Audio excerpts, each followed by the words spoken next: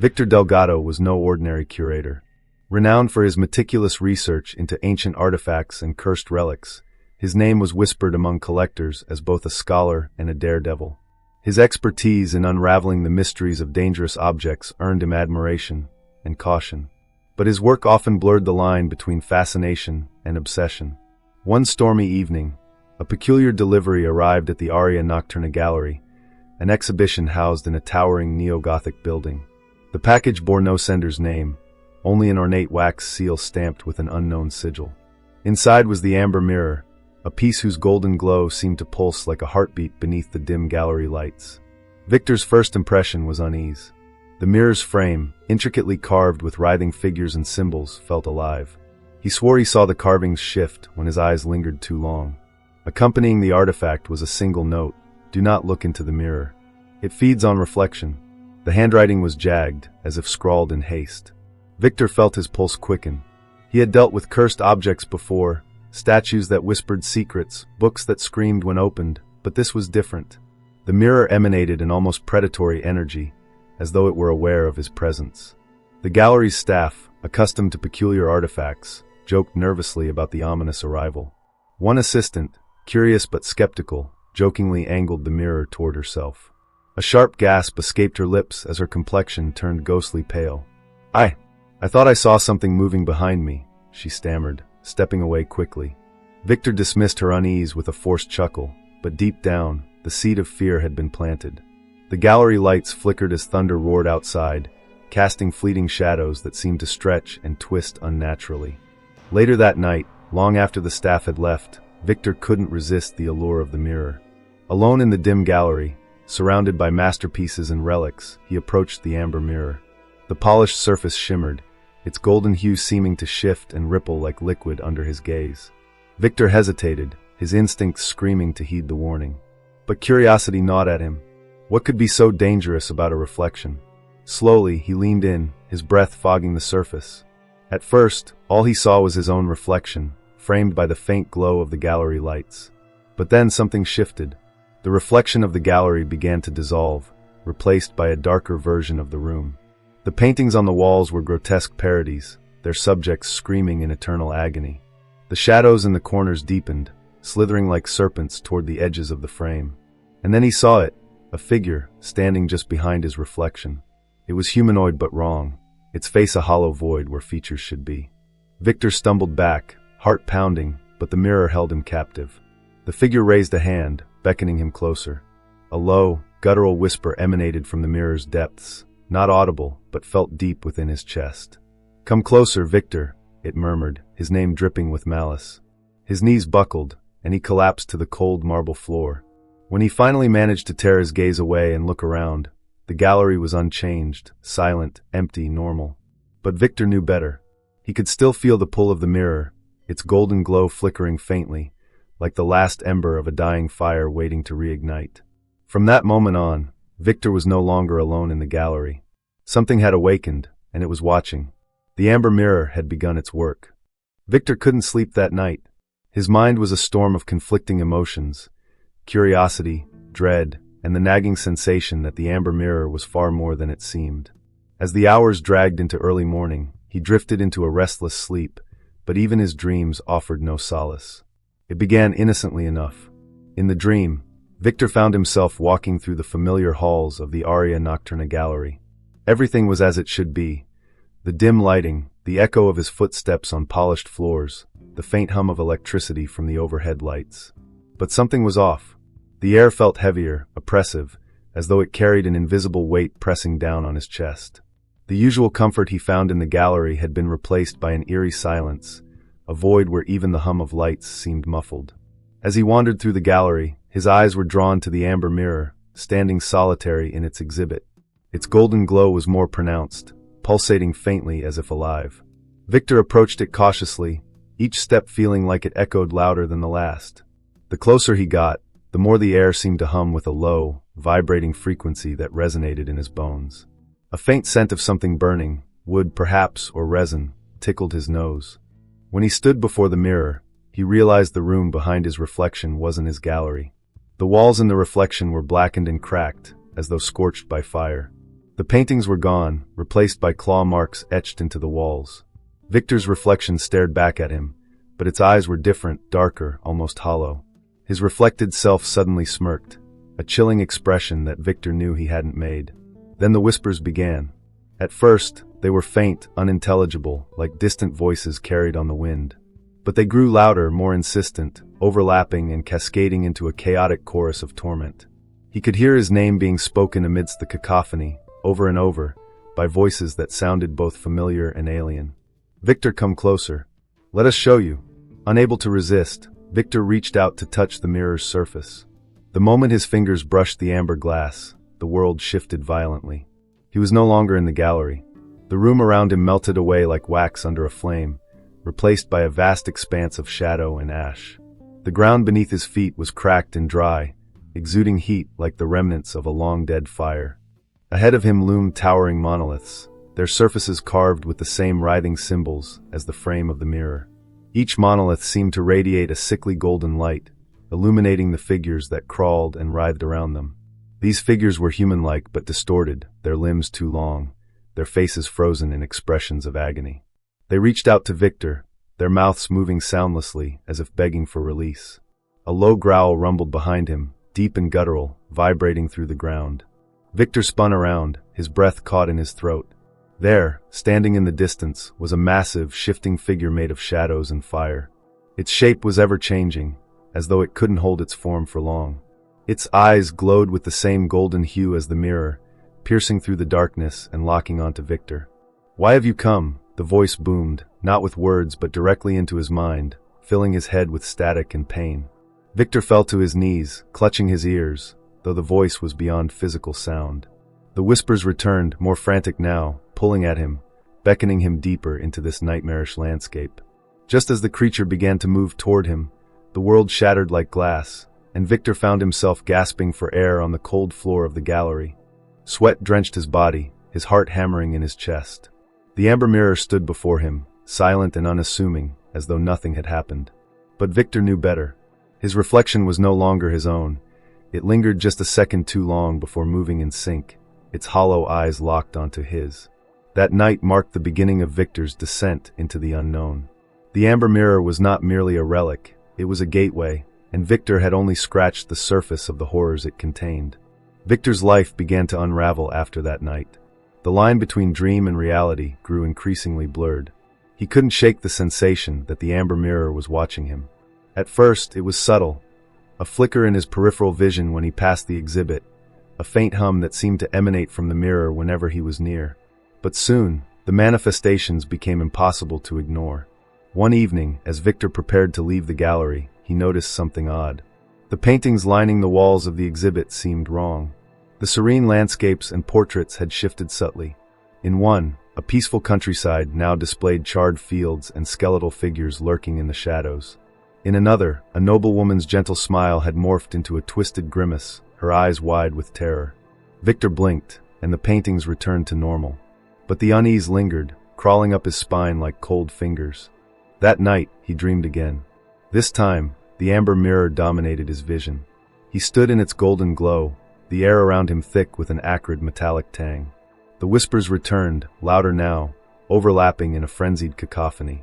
Through the mirror, Victor saw his reflection, but behind it loomed a shadowy figure, its face obscured by a writhing mass of darkness. Slowly, the figure stepped forward, reaching out to him. Victor woke with a start, his heart pounding in his chest. Over the next few days, Victor's reality continued to shift. He began to hear faint footsteps echoing through the gallery late at night, though he was certain he was alone. Objects seemed to move on their own. A pen he'd left on his desk would appear on the floor. A chair would be slightly out of place. The sense of being watched grew unbearable, especially when he was near the mirror.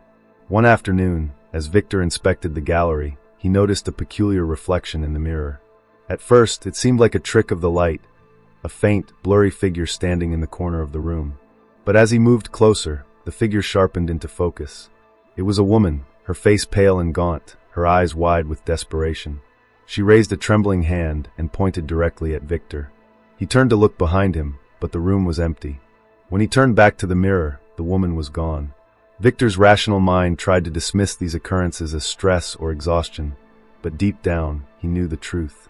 The amber mirror wasn't just reflecting the gallery, it was showing him something else.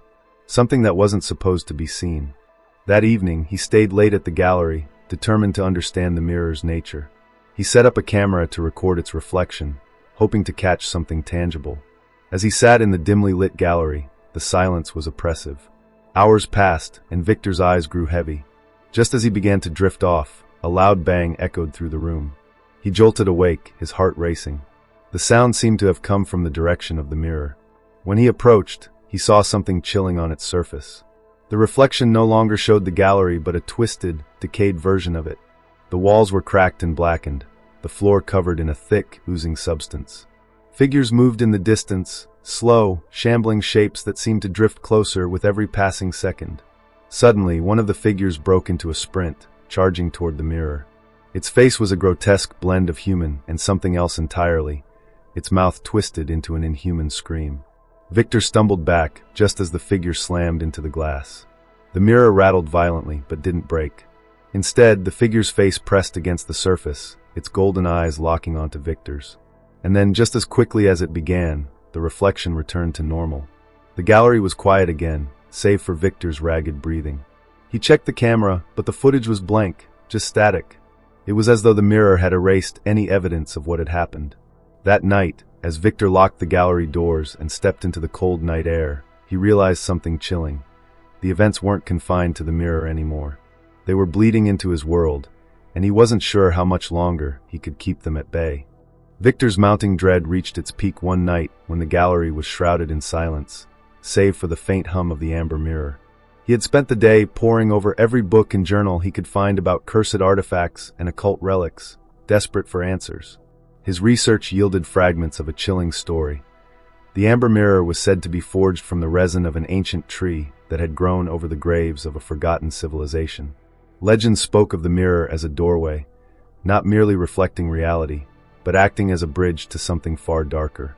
That night, Victor decided to confront the mirror directly, armed with only his determination and the dim light of his lantern. As he stood before it, he felt the air shift. It grew heavier, colder, and the faint hum from the mirror deepened into a low, resonant vibration that seemed to reverberate through his very bones. For a moment, all was still. Then, the mirror's surface rippled like water disturbed by an unseen force. Victor watched in horrified fascination as his reflection emerged, stepping out of the glass with a fluid, unnatural grace. The reflection was identical to him in every detail, except for its eyes. They were empty, pits of darkness that seemed to devour the faint light around them. The reflection spoke, but its voice wasn't Victor's. It was layered, like a chorus of whispers, each one dripping with malice. "You've stared too long, Victor." Now the mirror stares back. Before Victor could react, the gallery around him began to distort. The walls twisted and groaned as if alive, the paintings bleeding into grotesque parodies of their former selves. The air filled with a cacophony of whispers and distant screams. Shadows slithered across the floor, converging toward Victor like hunting beasts. Desperate, he tried to run, but his feet wouldn't obey. The ground beneath him seemed to shift, pulling him closer to the mirror. He screamed, clawing at the floor, but the pull was relentless. As he was dragged closer, the reflection knelt beside him, its face inches from his own. It smiled, a cold, predatory grin that sent icy tendrils of fear through Victor's chest. "You wanted to know the truth, didn't you? Truth has a price," it hissed. With that, the reflection grabbed Victor's wrist and pulled him through the surface of the mirror. On the other side, Victor found himself in a world that defied comprehension. The sky was an endless void of swirling gold and black, the ground a cracked wasteland that pulsed faintly with a sickly amber glow. Towering structures loomed in the distance, their shapes shifting as if alive, their surfaces carved with grotesque faces frozen in silent screams. Victor realized he wasn't alone. Figures moved in the distance, their forms twisted and inhuman. They shuffled closer, their movements jerky and unnatural. As they neared, he saw their faces, or rather, the lack of them. Their heads were smooth, featureless ovals, save for their mouths, which stretched impossibly wide into expressions of perpetual agony. The whispers returned, louder and more insistent. They came from everywhere and nowhere, filling Victor's mind with a torrent of unintelligible words. He clutched his head, trying to block them out, but the noise only grew. Then, amidst the chaos, a single voice cut through the din run. Victor turned to see the woman he had glimpsed in the mirror's reflection. She was pale and gaunt, her eyes hollow but determined. She motioned for him to follow her. Without hesitation, Victor ran, his heart pounding as the faceless figures pursued them. They ducked through winding corridors that seemed to form and collapse around them, the world itself shifting as if trying to trap them. The woman led him to a towering monolith, its surface carved with symbols that glowed faintly. "This is your way out," she said, her voice trembling. "But it won't come without a price." Victor didn't hesitate. He pressed his hand against the monolith, and the world exploded in a blinding flash of amber light. When he awoke, he was back in the gallery, lying on the cold marble floor. The amber mirror stood before him, its surface dull and lifeless. But Victor knew he hadn't escaped unscathed. As he stood, his reflection in the mirror smiled at him, a cold, malevolent grin that he hadn't made. Victor stumbled out of the gallery, his mind racing. He couldn't shake the feeling that part of him had been left behind, trapped in that twisted world. Or worse, that part of that world had followed him back. Victor's world began to fracture after his return from the amber mirror's realm. He couldn't ignore the sense that something had followed him back. It was subtle at first, shadows in the corner of his vision that disappeared when he turned to look, the faint sound of footsteps echoing in empty rooms. But soon, the signs became undeniable. One morning, as he sipped his coffee and reviewed gallery inventory, Victor noticed something odd on the mirror's exhibit log. The name of the donor, which had been previously unknown, now appeared, Leontius Vorel. The name sent an involuntary shiver down his spine. He didn't remember seeing it before, yet it was there, etched in bold letters as if mocking him. Victor dove into research, determined to uncover who, or what, Leontius Vorel was. His search led him to a string of ominous historical events tied to the mirror. Every recorded owner of the artifact had vanished without a trace. In one particularly gruesome account, a noble family in the 1700s disappeared overnight, leaving behind only the mirror and an overwhelming stench of decay. A police report from 1924 detailed the mysterious death of an artist who claimed the mirror showed him a truth too horrifying to paint. Each tale was worse than the last, each a warning ignored. The deeper Victor dug, the more his surroundings seemed to change. His apartment, once a sanctuary, began to feel foreign. The walls seemed to shift when he wasn't looking, and familiar objects, his books, his desk, even his clothes, looked subtly wrong, like poor imitations of the originals. It felt as if reality itself was unraveling around him. Then came the visions. While walking through the gallery late one evening, Victor passed by a large oil painting of a serene countryside. He had always admired its peaceful beauty. But as he glanced at it now, the scene had changed. The sky was dark, filled with storm clouds, and the rolling hills were scorched and lifeless. In the foreground, a figure stood with its back to the viewer, its long, gaunt frame shrouded in shadow. As Victor leaned closer, the figure slowly turned its head toward him, its face a featureless void. Victor staggered backward, his heart pounding. When he looked again, the painting was normal, the countryside as tranquil as ever. But the unease lingered. It wasn't just the painting. It was the mirror. It was everything. Determined to sever his connection to the mirror, Victor decided to destroy it. Armed with a heavy mallet, he marched into the gallery late at night. The building was silent, the kind of silence that feels alive, as though the walls themselves are listening. When he reached the exhibit, the mirror's glow seemed stronger, its amber hue casting flickering shadows that danced on the walls. As he raised the mallet, a voice echoed through the room. His own voice, but distorted, layered with something darker. "You think you can break me, Victor?" it mocked. "You belong to me now." The mirror's surface rippled like water, and Victor froze as his reflection stepped forward, just as it had before. This time, though, the reflection wasn't alone. Behind it stood the woman he had seen in the mirror's realm, her hollow eyes pleading silently with him. Surrounding her were others, faceless figures, their mouths frozen in screams that made no sound. Victor dropped the mallet, his hands trembling. The reflection smiled. "You've seen too much, Victor. The mirror isn't just a gateway, it's a beacon. And now they know you're here." Suddenly, the gallery plunged into darkness. The only light came from the mirror, its glow pulsing like a heartbeat. Shadows spilled out of the glass, creeping across the floor toward Victor. He stumbled backward, desperate to escape, but the shadows moved faster, their inky tendrils curling around his ankles. In a final act of desperation, Victor grabbed a nearby sculpture and hurled it at the mirror. The glass shattered with an ear-splitting crash, and the room was plunged into silence. When the lights flickered back on, the mirror was gone. Only the shattered frame remained, its amber shards scattered across the floor. Victor thought he was free, but as he turned to leave, he caught his reflection in a nearby window. It wasn't his own. The figure staring back at him had hollow eyes and a cold, predatory grin. From that moment, Victor knew the truth. The mirror wasn't destroyed. It had simply moved into him. Victor's life spiraled further into chaos after the destruction of the amber mirror.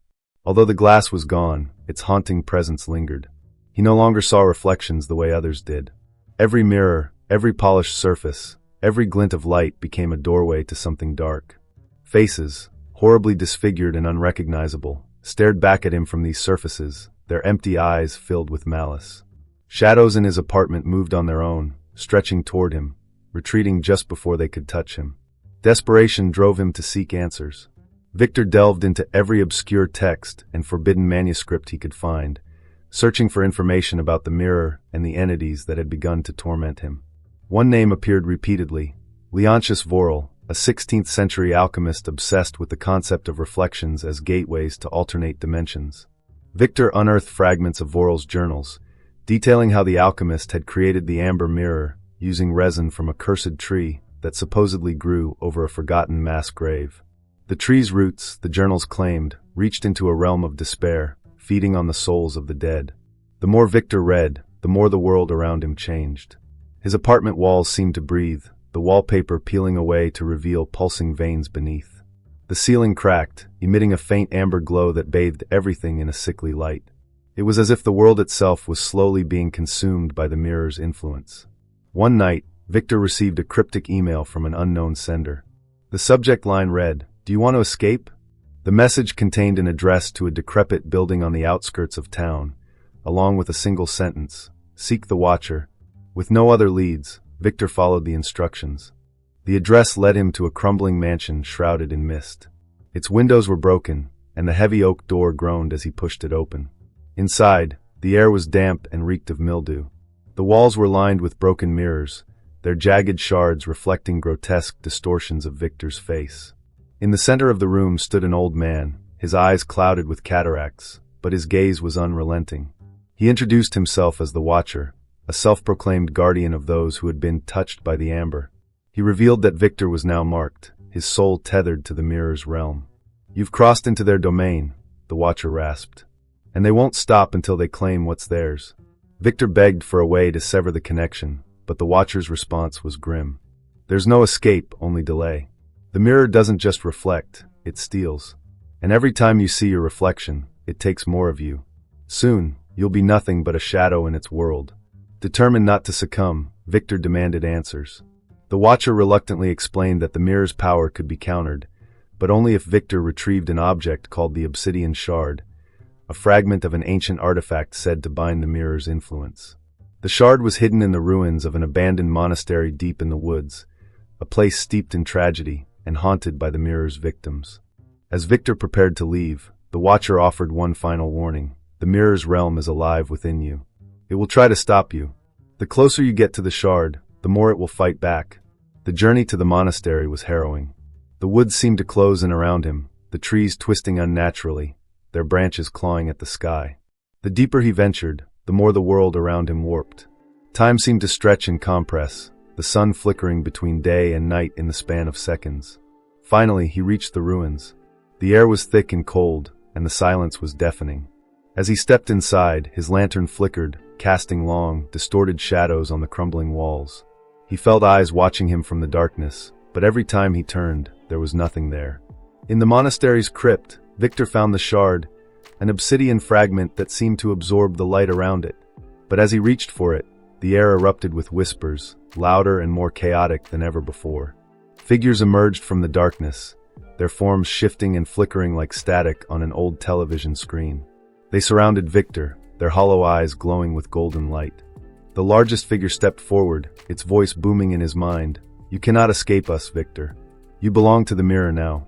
Clutching the shard, Victor screamed as the figures lunged at him. The crypt was consumed by a blinding amber light, and then silence. When Victor opened his eyes, he was back in his apartment, the shard clutched tightly in his hand. But something was wrong.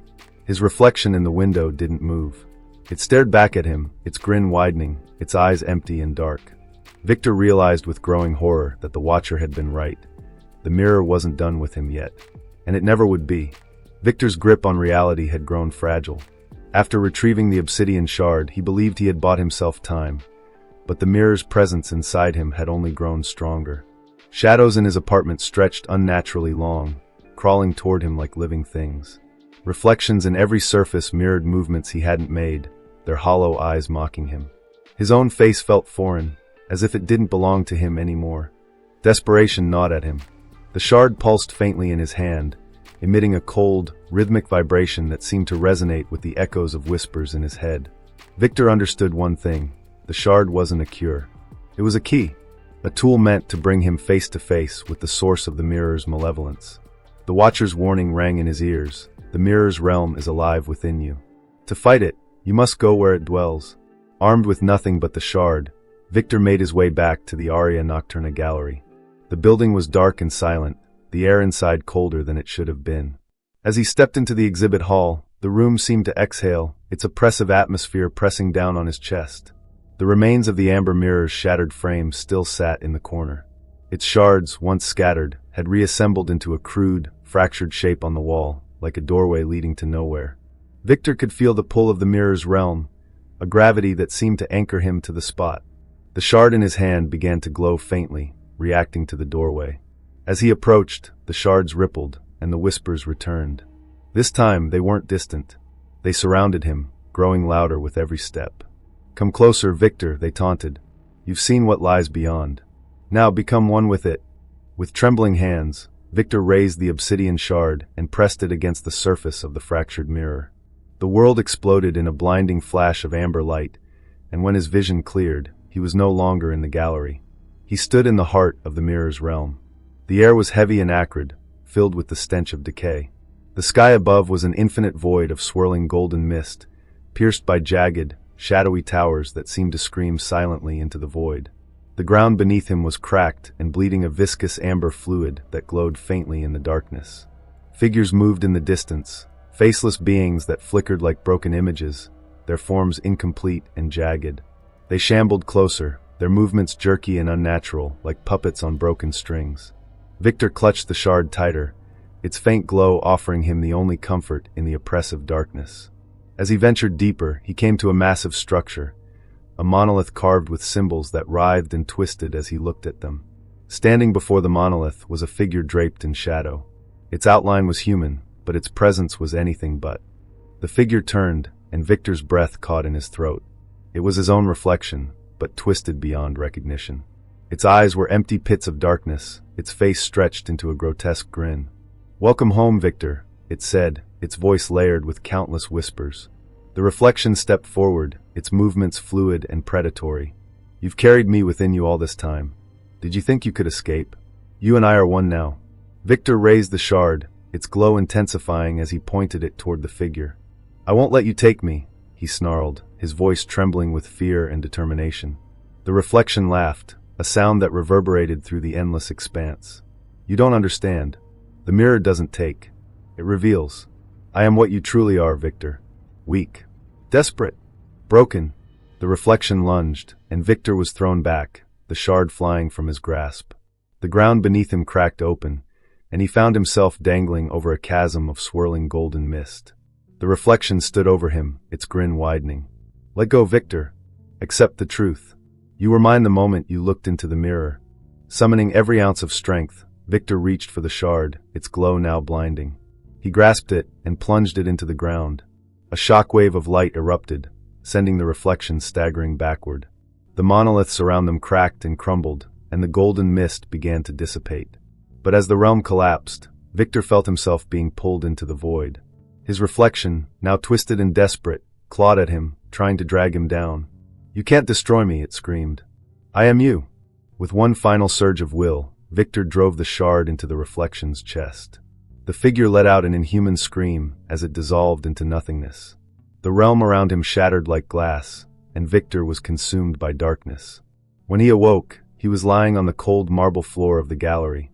The mirror's remains were gone, the shards reduced to fine dust. But Victor knew it wasn't over. His reflection in a nearby window stared back at him, its hollow eyes gleaming faintly. The amber mirror was gone, but its mark remained. Victor had won the battle, but the war was far from over. Victor sat in his apartment, staring at his reflection in the window. Outside, the city moved on as if nothing had happened, oblivious to the horrors he had endured.